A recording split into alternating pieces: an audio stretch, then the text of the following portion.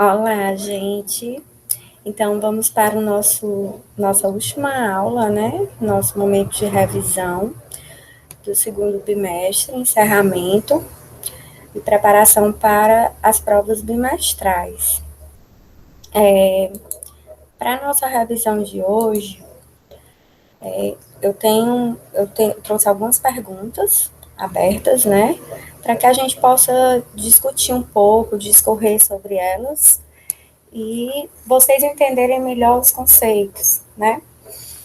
Então, na questão 1 eu tenho o que é esteroide anabolizante, né? A gente sabe que o esteroide anabolizante é um hormônio sexual produzido naturalmente pelo corpo, né?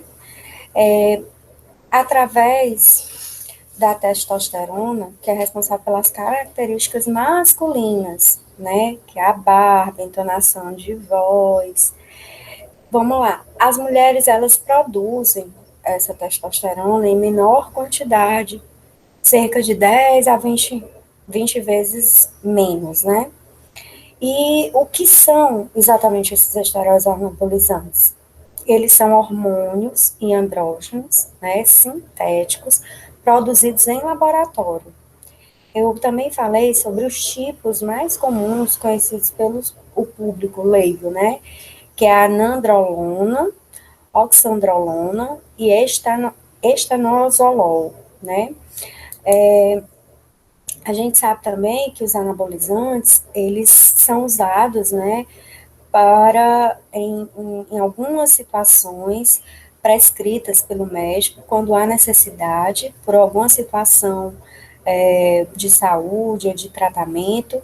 Alguns atletas, eles fazem uso, mas são atletas de ponta, de alto rendimento, e que a gente sabe que existem riscos para aquelas pessoas que fazem uso deles e que não são, né, não há uma necessidade, né, como problemas cardíacos, aumento de pressão, vários outros, né.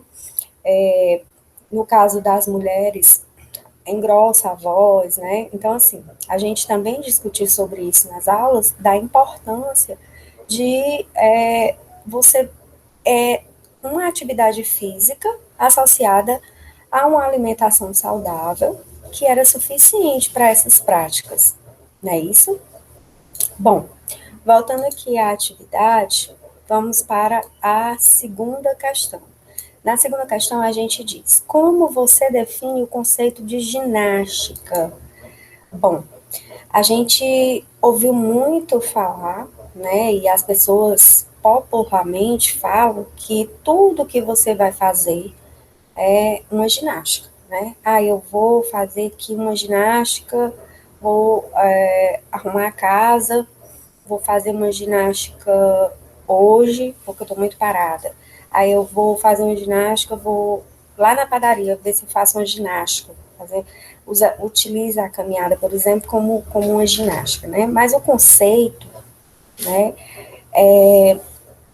que geralmente as pessoas acham que há gasto de energia, atividade física é ginástica, mas não é bem assim, né? Um autor da ginástica, que elaborou alguns textos, que é o Pérez, ele fala que é qualquer ação repetitiva com o objetivo de melhorar a aptidão física ou a execução de uma habilidade.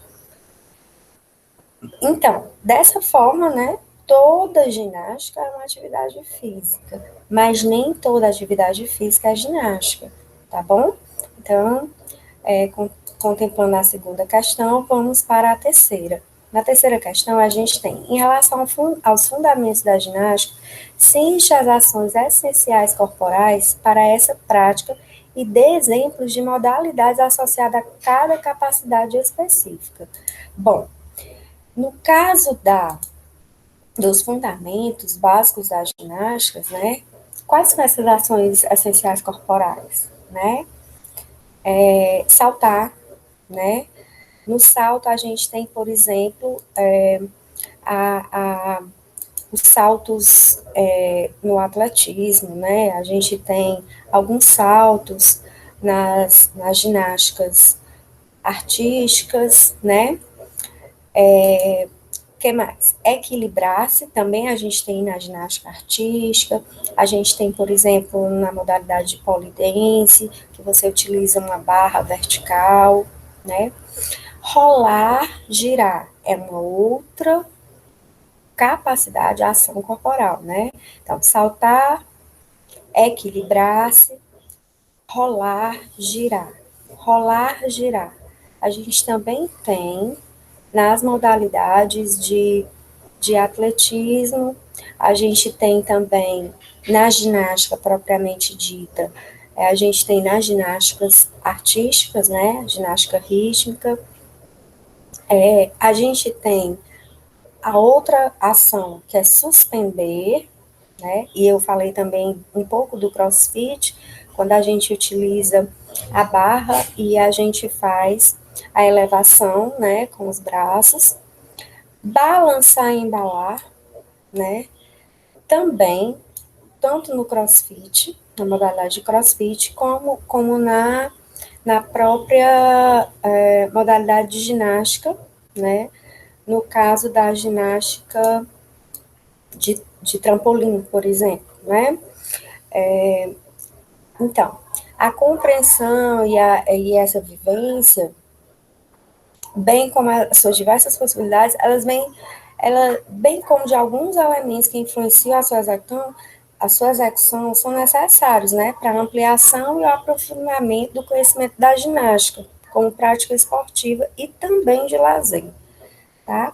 Mais especificamente sobre cada uma dessas, a gente tem nos slides, né, a agilidade, a gente tem a força, né, a força, por exemplo, na ginástica de trampolim, quando você vai se equilibrar, né? Você precisa dessa força muscular.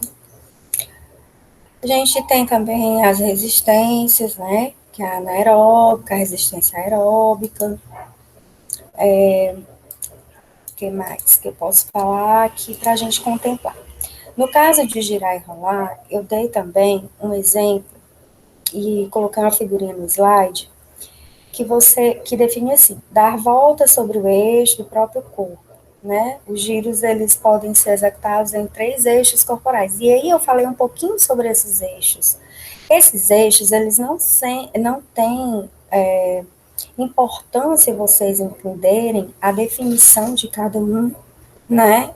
Foi uma figura mais ilustrativa, mas que na nossa aula de interação, vou explicar um pouquinho, porque ficou uma dúvida e houve um questionamento sobre a questão dos eixos, né? E aí eu vou deixar para a aula de interação a gente tirar essa dúvida.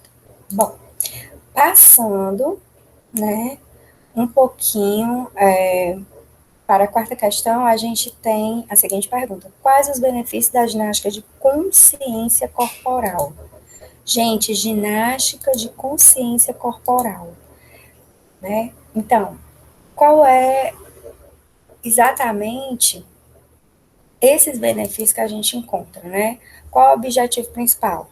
Melhorar essa percepção do próprio corpo, né? Essa consciência do nosso corpo, os nossos limites, né? Essa ginástica, ela é caracterizada por movimentos lentos e suaves, né? Não, ao contrário da ginástica de condicionamento físico, que você precisa de uma intensidade, de uma frequência, né? Ela melhora a condição postural, ou a condição de exercícios respiratórios, né? Então, ela traz em si a consciência de si, o realinhamento e reeducação postural, integração da saúde física e mental, porque nesse momento da ginástica de consciência corporal a gente utiliza muito da respiração, da meditação, por exemplo, do relaxamento, né? O distensionamento da musculatura, né? E não existe uma padronização desses movimentos, né? É meramente para o lazer e a saúde. E uma das especificidades também é o contato com a natureza, né? Geralmente, essas ginásticas, elas têm uma relação muito forte com essa prática em relação associada à natureza, né? Nos parques, você observa muito o Tai Chi Chuan, por exemplo, né? A meditação, o alongamento, são exemplos. Partindo para a quinta e última questão, a gente tem a ginástica esportiva, reconhecida pela FIGE, Federação Internacional de Ginástica, é aquela que tem como razão de ser a competição, a disputa por medalhas, os títulos e os prêmios. E aí diz, cite as modalidades de ginástica que compreende essa prática. Gente, quais são? Né? A gente tem, por exemplo, agora nas Olimpíadas, algumas modalidades de ginásticas esportivas que contemplam, né, é, é, essa ginástica de competição. A ginástica artística, a ginástica rítmica, né, a ginástica de trampolim, a ginástica acrobática e a ginástica aeróbica. Elas são as modalidades de ginástica que são consideradas de competição. Eu colocaria também o polifitness, né? O polifitness, porque nós temos a modalidade polidense, artístico e o fitness, né? O fitness, que é o condicionamento, é a melhora dessas capacidades físicas, ele já existem competições, né, que são relacionadas ao polidense, né?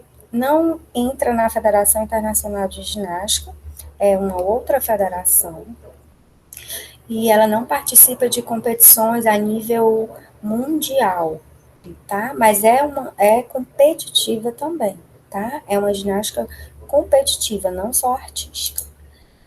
Bom, então a gente encerra, né, nosso momento de revisão.